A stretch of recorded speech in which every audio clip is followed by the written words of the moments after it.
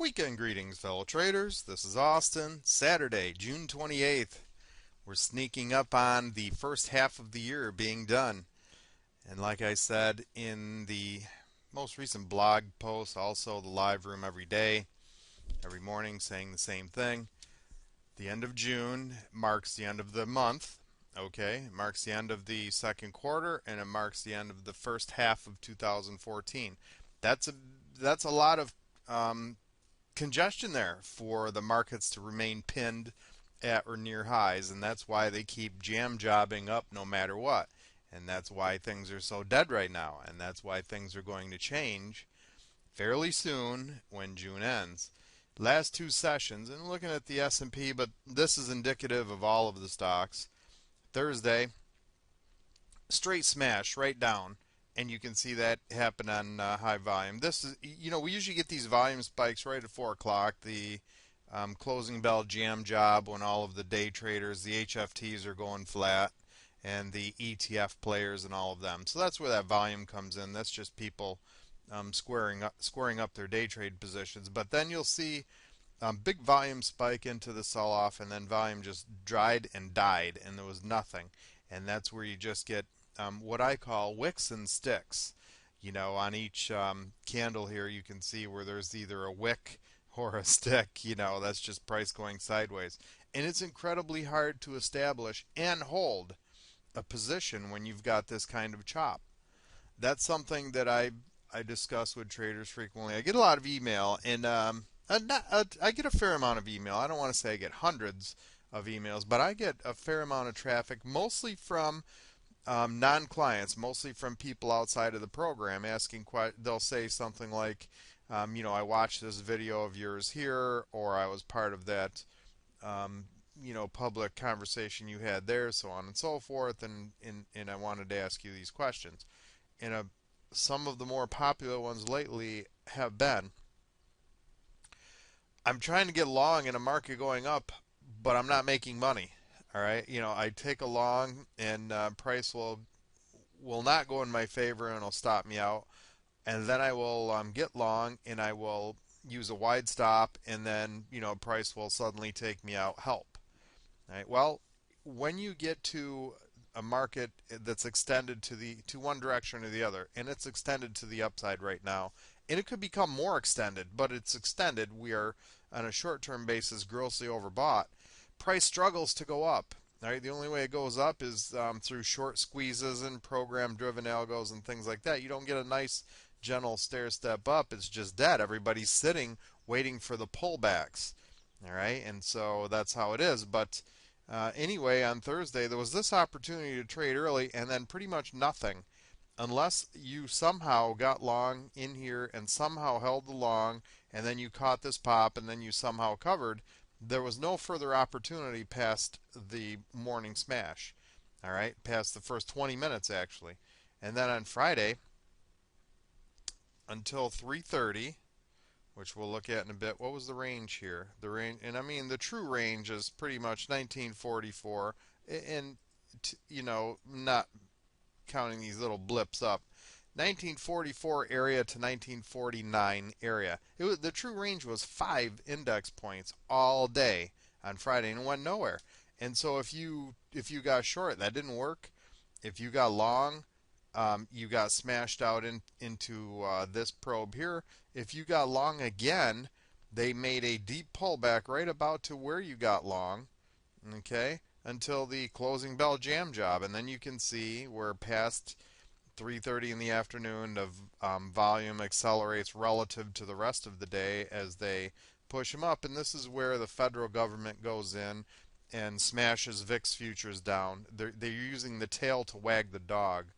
The federal government can manipulate Japanese yen futures. They can manipulate VIX futures, which have an inverse effect on the broader markets.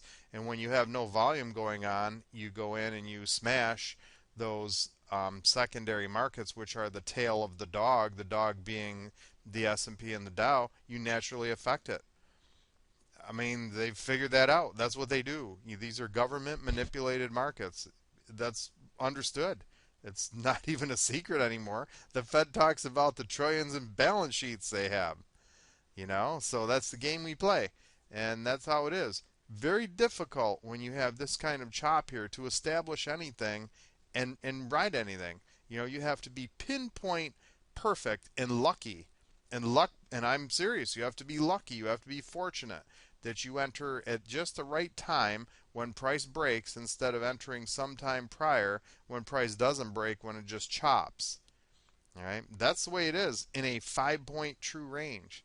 But I'll tell you, this is not going to last forever, and it's not even going to last much longer. I would predict that Monday afternoon, if not sooner, sometime Monday, but most likely Monday afternoon, if not Tuesday and onwards, we're going to see the market open up its ranges and expand, and we're going to get some directional swings, and we're going to get some solid trading. And in my opinion, July and August, September, the rest of this year, at some point, we're going to get some phenomenal stellar conditions, and I think they're going to be around for quite some time.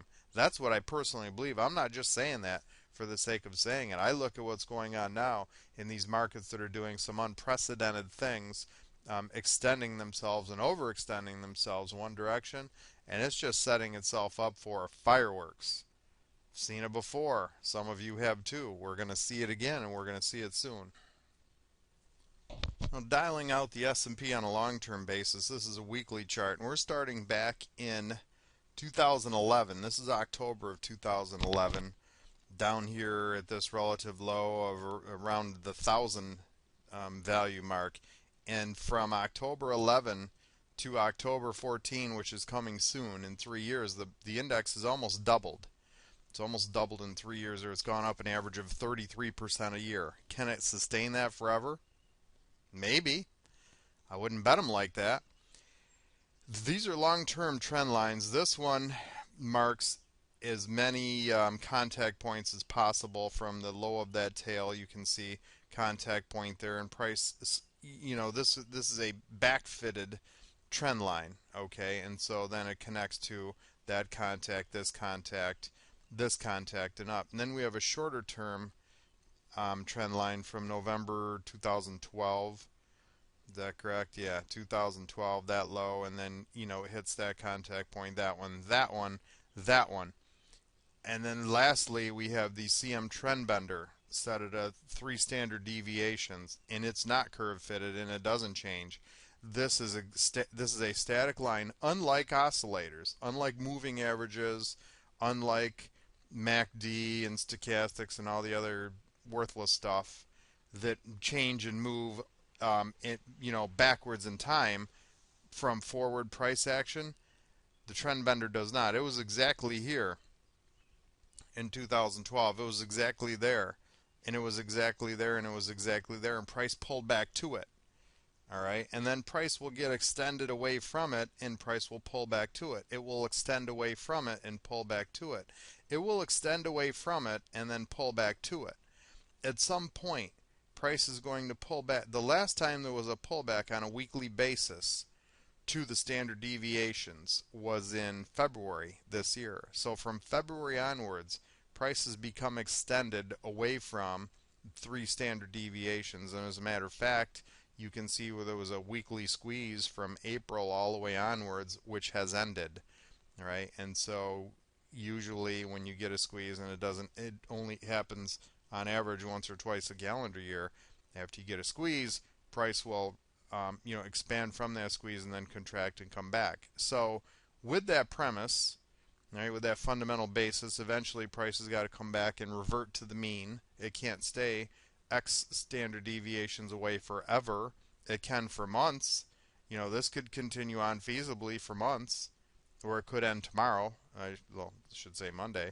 We don't know, but when it does, the next landing points, the next magnets lower is around the 1900 mark, that trend line, and then around 1850 thereabouts, where you have an overlap of the trend bender currently and an overlap of this projected trend line going back a couple of years. And so for the market to correct 100 points from 1950 or wherever it's going up to back to 1850 is not a big deal. That wouldn't even change the trend bias. But if you get, and when I should say, when price eventually breaks these two marks, when it does that, then it's likely going to start pulling back in testing resistance, and then the pullbacks are going to be shorts. So for now, on a longer term basis, it isn't the time to test the downside for trend. The trend is still up, but at this moment in time, the trend is extended. This is a weekly chart. This could go on for more weeks. I'm not calling for here's a top, let's start shorting. I'm saying price is setting itself up as extended away from the mean, and it is due to revert to the mean, which is back here in this value area at some point sooner or later. Right? On a shorter term basis, we have prices become very dead, very quiet, and whenever that happens in extended periods of time, volatility returns, steps in, and comes back. So that's what price looks like on a trend basis. But on a trading basis, I'm just working with price moving away from the open range towards the CM roadmaps and picking up however many points are to be had in that mode. And let's see, going backwards to what would be, quote, a normal session. So we really didn't see a lot of that last week. We saw a lot of, dead chop. I'm just looking for one that actually oscillates here. All right, that was the FOMC. Well, I guess the closest we can come to anything that has some semblance of life was this one, where they went up on no volume and then they came back down hard. And you can see, well, if we slap on the 233s, which aren't defaulted there, 233s, the warning tracks. So price went and stalled at the warning track, and like we've said in the demonstration videos, if they go up and they hit the 233 early and they head backwards, then they're likely to go to the open range, through the open range to the next 233 on the opposite side, or to the roadmaps, and they did all of that on this given day here, which was the 24th. That was the most recent and really the only recent day that had any oscillations at all. Other than that, and since then, it's been just dead chop, algo spikes and slams, and not much else. So that's how they've traded out. But I would expect once June ends, now the traditional window dressing sessions are already behind us. That was Thursday and Friday. Monday's the last day of June. A lot of times they'll try to lift them up in the morning, and pin them there. But then when the afternoon comes, they start to, they being the ones who did the pinning and the funds and the institutions, start to get out of those positions because they're they're at artificial highs. They're just pinned there for the end events, and the quarter, the month, and the first half is over with, and so they start front running the way out. Don't be surprised if Monday afternoon, becomes a sharp sell-off. Don't be surprised if Tuesday, Wednesday, that the markets correct down. Don't be surprised that on July 7th, after the fourth weekend, long weekend holiday, and all of that has passed, that the week from July 7th onwards ushers in some real volatility, a lot more volume, a lot more range expansion, and so on. It's not a guarantee, but it's a probability based on a lot of things that are going on at this time. I will say in closing this much. In my opinion, the second half of 2014 is going to be much better than the first half. I think it's going to be a lot more volatile. I think it's going to be a lot more rangy. I think it's going to oscillate more. I think there's going to be a tremendous amount of profit opportunity. I think it's just going to be an interesting time to be a intraday trader or a short-term trader. And in my particular case, I'm focused on trading the S&P futures specifically. What we do, what I do, will work with any futures markets to the limitation of them. If you want to trade something that's higher beta with less liquidity, with more slippage, with more spikes and wildness and so on, you're certainly welcome to do that. Those are just characteristics of different symbols. In my case, I'm interested in, I want to place an order for 5, 10, 20, 50 contracts or whatever. You fill them all where I want to get filled, have my stops hit where I want to get hit, trade around support and resistance methodically without, all of the wildness and stuff. And so the only symbol that fits that total description is the S&P. So with that in mind, I've got a lot more to say about the S&P. We'll save that for our next get-together. I hope this helps. I will see you soon. Have a great one.